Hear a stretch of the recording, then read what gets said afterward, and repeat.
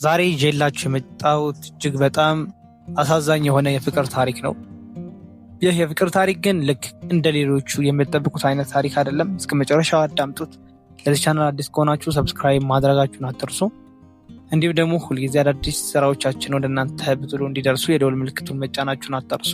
ለሌሎችም ሼር በማድረግ ቻናሉን አነቃቁት።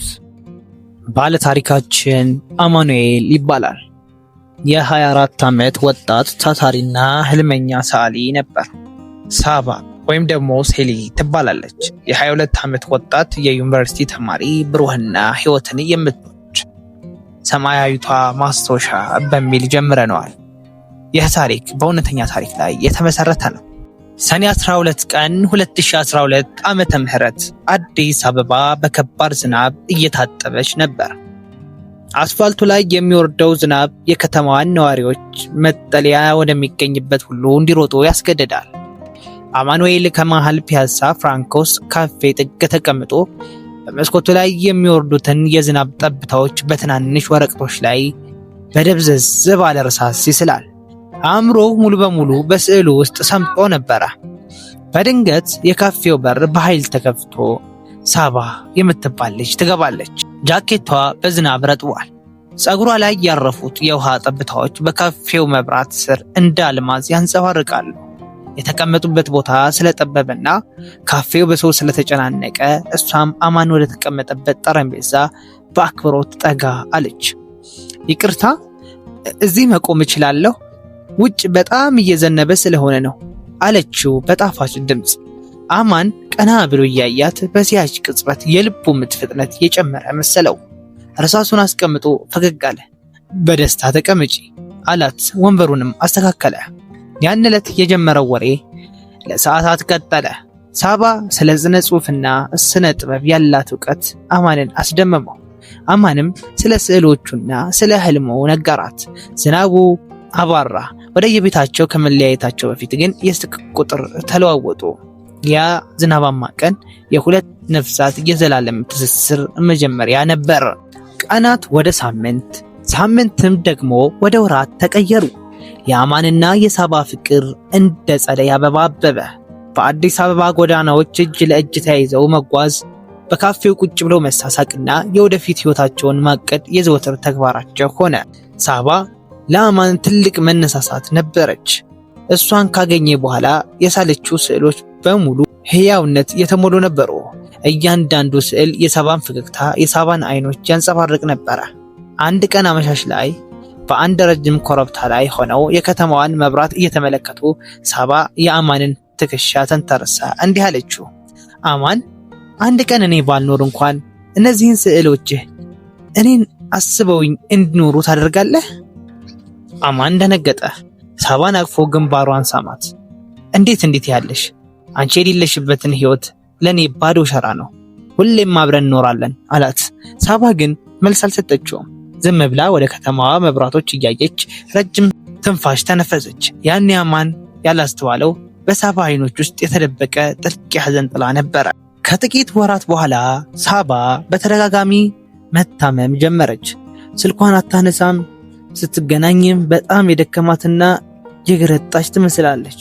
አማን በነገሩ ተጨንቆ በተደጋጋሚ ቢጠይቃትም የዩኒቨርሲቲ ፈተና ስላለብኝ የድካም ነው እያለች ታባብለው ነበረ። እስከዚህ አስከፊ ቀን ድረስ አማን ሳባን ፍለጋ ወደ ቤቷ ሄደ። በሩን የከፈተችው የሳባ እናት ነበሩ። አይኖቻቸው በእንባ ቀልተዋል። አማንን ሲያዩት ማልቀስ ጀመሩ። አማን ልቡ በፍርሃት ተመታ። ወደ ሳባ ክፍል ሲገባ ሳባ አልጋ ላይ ተኝታለች። አጠገቧም የሕክምና ዕቃዎችና ኦክሲጅን ይታያሉ። እውነታው ይፋ ሆነ።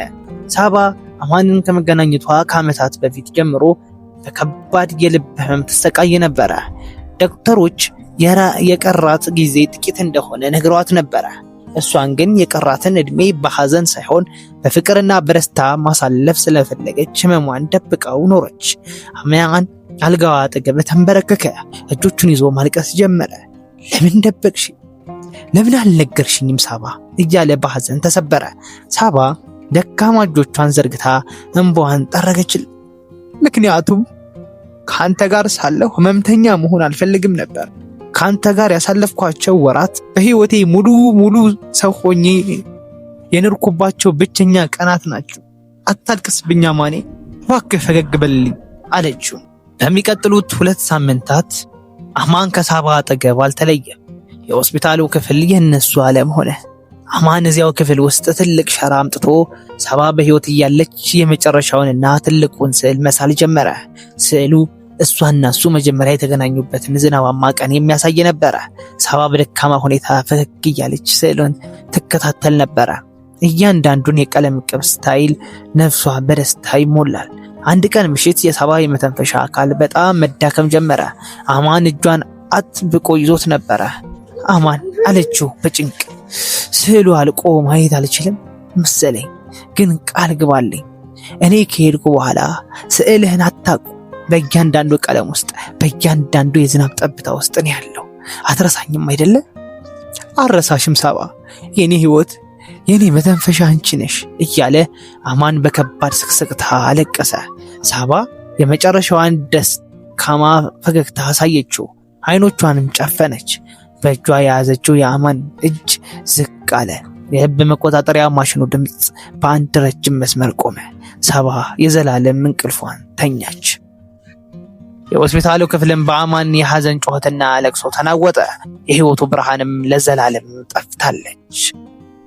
ከሳባ የቀብር ስነ ስርዓት በኋላ አማን ለወራት ከቤት አልወጣምንም። ነገር ግን ለአንድ ነገር ቃል ገብቶ ነበረ፣ ሳባን ላለመርሳትና ህልሟን ለመኖር። ወደ ሆስፒታሉ ክፍል የተመለሰው አማን ያንን ያልተጠናቀቀ ስዕል አጠናቀቀ።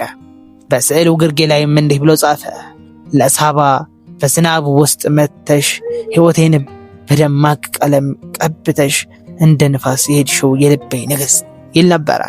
ከአንድ ዓመት በኋላ አማን ትልቅ የስዕል ኤግዚቢሽን አዘጋጀ። ኤግዚቢሽኑ የተሰየመውም የሰማያዊቱ ማስታወሻ በሚል ነበረ። በኤግዚቢሽኑ መሃል ላይ የሳባ ትልቅ ስዕል ተቀምጧል። የመጡት ሰዎች ሁሉ በስዕል ውበትና በጀርባው ባለው እውነተኛ ታሪክ ተነክተው እንባቸውን መቆጣጠር አልቻሉም ነበረ። አማን አሁንም ብቻውን ነው፣ አሁንም ይስላል። እያንዳንዱ ሰኔ 12 ቀን ግን ያቺ ፍራንኮስ ካፌ ውስጥ ገብቶ መስኮቱ ላይ ቁጭ ይላል።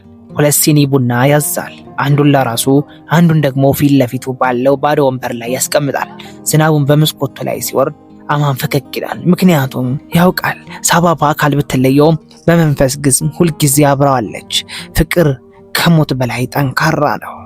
ወደ ተመልካቾቻችን ዛሬ ከዚህ ታሪክ ብዙ ነገር እንማራለን። ፍቅር የእውነትም የበለጠ ጠንካራ ነው። እናንተም ሰብስክራይብ በማድረግ ቤተሰባችን የሆኑ እንዲሁም ደስ የሚሉ ጣፋጭ የሆኑ ታሪኮችን ወደ እናንተ በሂደት ስለምናቀርብ ለሌሎችም ሼር አድርጉላቸው። መልካም ጊዜ ተመኙላችሁ።